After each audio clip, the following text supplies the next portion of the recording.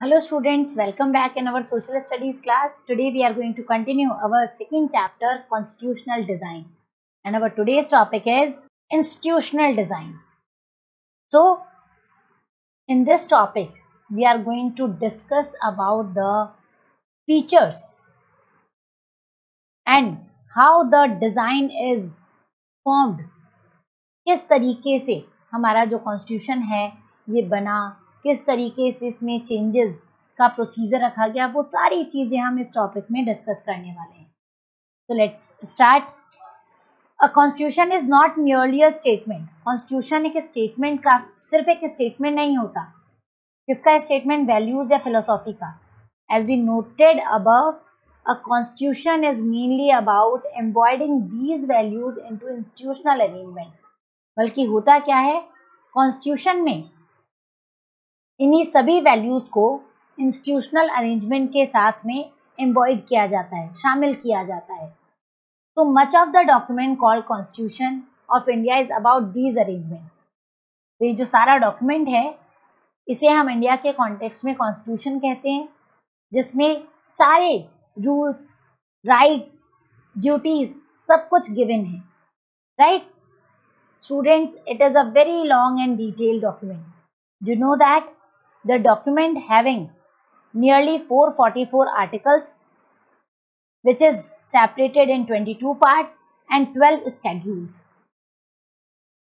Really a big document. Our constitution, India's constitution, is the second largest active constitution after the constitution of Alabama, US. हमारा Indian constitution second largest है world में. किसके बाद? First largest कौन है? Alabama, US का constitution. Nearly 1,17,364 words used and even our constitution is written in both the languages, Hindi and English as well. तो students, because of their long length, detailed description, it having the needs to be amended quite regularly to keep this document updated. अब जितना बड़ा ये document है उसके according इसमें बहुत सारी फिलोसॉफी, बहुत सारे वैल्यूज एडेड होंगे. राइट तो जरूरी है कि समय समय पर इसे अमेंड किया जाए, मीन्स इसमें चेंजेस अपनाए जाए ताकि ये पूरा डॉक्यूमेंट अपडेटेड रहे according to requirement, according to time requirement है. क्योंकि समय एक सा नहीं होता और जैसे जैसे टाइम चेंज होता है वैसे वैसे ओपिनियन, रिक्वायरमेंट, नीड्स सब कुछ चेंज हो जाती हैं. राइट तो students, those who crafted the Indian constitution felt that it has to be in accordance with people's aspirations and changes in society. तो जिन लोगों ने भी इस कॉन्स्टिट्यूशन को क्राफ्ट किया वो समझते थे कि भारतीय नागरिक जो है इनमें बदलाव आता रहेगा, उनके विचार, उनके एस्पिरेशन चेंज होंगे, तो उस चेंज के लिए जगह रहनी चाहिए. Right so they did not see it as a second static and unalterable law. तो इसीलिए उन्होंने इसको ऐसा लॉ नहीं बनाया जैसे हमने गीता एक तरीके से है जिसमें गीता पर वचन रखते हैं. वो गीता जो है एक बार लिखी गई है तो उसके सारे वाक्यांश जितने भी उसमें डिस्क्रिप्शन है दे आर ऑलवेज सेम. समय के साथ उसमें चेंज नहीं आएगा क्योंकि वो हमारी एक सैक्रेड बुक है. तो इसे इस तरीके का सिस्टम नहीं बना गया. This is a rule book for India. It means how Indian and how the government of India playing their role. Right so they made provision to incorporate changes from time to time and according to requirement. तो इसीलिए जो जिन्होंने craft किया ये constitution, उन्होंने इस बात को माना और ऐसा प्रोविजन रखा कि समय समय पर जब जब जरूरत पड़ेगी तब तक ये चेंजेस जो हैं इसमें किए जा सकेंगे.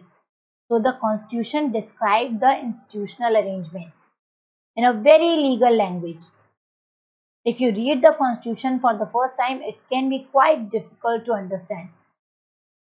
कॉन्स्टिट्यूशन जो है इसमें सारे इंस्टीट्यूशनल अरेंजमेंट है, बहुत ही लीगल लैंग्वेजेस में है. जैसे धारा 144 के तहत, धारा 120 के तहत आर्टिकल 145, आर्टिकल 1, आर्टिकल 5, आर्टिकल 7, इसके अकॉर्डिंग सारी चीजें मेंशन है और हर आर्टिकल का अपना इम्पोर्टेंस है, अपने फीचर्स हैं, अपने रोल हैं। तो अगर पहली बार अगर आप इसे पढ़ेंगे तो शायद समझ ना पाए क्योंकि इतनी ज्यादा लीगल लैंग्वेज है। Yet the basic institution design is not very difficult to understand, लेकिन जो basic institutional design है उसको समझना इतना मुश्किल नहीं है। Like any constitution, the Indian constitution lay down a procedure for choosing person to govern the country. It defines who will have how much power to take which decision. तो इसी constitution के अकॉर्डिंग ही हमें बहुत सारी power, बहुत सारे system मिले हैं। हम लोग, we the people of India, we having the power which is given by the constitution that we are having the power to select the representative, and those selected representative can run the government, right? And even after selecting them, we given huge amount of powers, we transferred entire power to them, but of course the constitution limit their power as well. Why this happened? Of course for controlling them. Constitution बहुत सारी numerous power जो है वो transfer करवाता है, यानी कि हम जिस रिप्रेजेंटेटिव को चुनते हैं, पहले तो हमें उन्हें चुनने का अधिकार दिया किसने? कॉन्स्टिट्यूशन ने। हमने अपना रिप्रेजेंटेटिव चुना, अब वो चुना हुआ रिप्रेजेंटेटिव पूरे गवर्नमेंट को रन करेगा, तो उस पूरे गवर्नमेंट को रन करने के लिए, पूरे देश को चलाने के लिए उसको इनॉर्मस पावर दी गई, पर वो पावर्स का मिसयूज ना करे, इसका भी रेगुलेशन, इसके भी रूल्स सेट किए गए, right? So it defines who will have how much power to take which decision. Define किया गया है कि किसको कैसी पावर मिलेगी, प्राइम मिनिस्टर के पास क्या पावर रहेगी, प्रेसिडेंट की पावर क्या होगी, या अदर जो भी मिनिस्टर होंगे अपने रिस्पेक्टिव फील्ड्स के, उनके पास क्या पावर होगी, और वो अपने पावर का यूटिलाइजेशन किस तरीके से कर सकेंगे, right? So it puts limit as well. It puts limit to what the government can do by providing some rights to the citizen. और लिमिट के लिए क्या किया गवर्नमेंट ने, कॉन्स्टिट्यूशन ने गवर्नमेंट पर कंट्रोल करने के लिए सिटीजन्स को भी राइट दिए, that cannot be violated. The remaining 3 chapters in this book are about these 3 aspects of the working of Indian Constitution.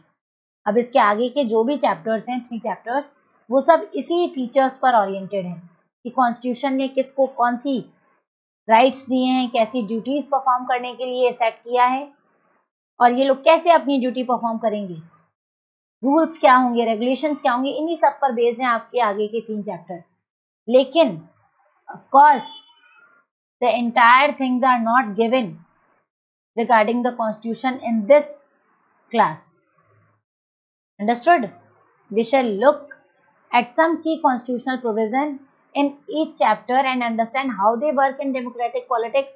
But of course, this textbook will not cover all the salient feature of the constitution, of the institutional design. So some other aspect will also be covered in your next year's textbook. अगले साल की जो आपकी political science की text book होगी, आप उसमें बाकी के जो सेलिएंट फीचर्स हैं उनके बारे में और डिस्क्रिप्टिव फॉर्म में स्टडी करेंगे. तो hope you guys understand the entire term well. यहाँ आपको कुछ चीजें और बता देती हूँ मैं related to constitution. Students, our constitution is not in the printed form. This is entirely document is handwritten by Sir Prem Bihari Narayan, and this constitution is firstly published in Dehradun. And you know that this constitution it took nearly 3 years to write down. 3 साल लगे इतने बड़े constitution को लिखने में. क्यों लगे? क्योंकि हैंड रिटन लिखा गया था. अप्रोक्सीमेटली 3 years बोले हैं, और एग्जैक्ट पीरियड की अगर हम बात करें, so nearly 2 years, 11 months and 18 days it takes to complete. हो गया लगभग 3 years. एग्जैक्ट नंबरिंग की बात हमने की है कि हमारे कॉन्स्टिट्यूशन को 2 साल 11 महीने और 18 दिन लगे हैं पूरा बनने में, और ये जब बन करके तैयार हुआ उसके बाद ये 26 जनवरी 1950 से कम इन फोर्स आ चुका था, right. So this is all about the constitution of India. पहली बार शुरुआत हुई 9 दिसंबर 1946 से, जब पहली मीटिंग ऑर्गेनाइज की गई कॉन्स्टिट्यूशन के बारे में डिस्कस करने के लिए, लेकिन इसको बनने में थोड़ा समय लगा इसका काम, क्योंकि हमारे यहाँ पर पार्टीशन हुआ 1947 वी गॉट फ्रीडम।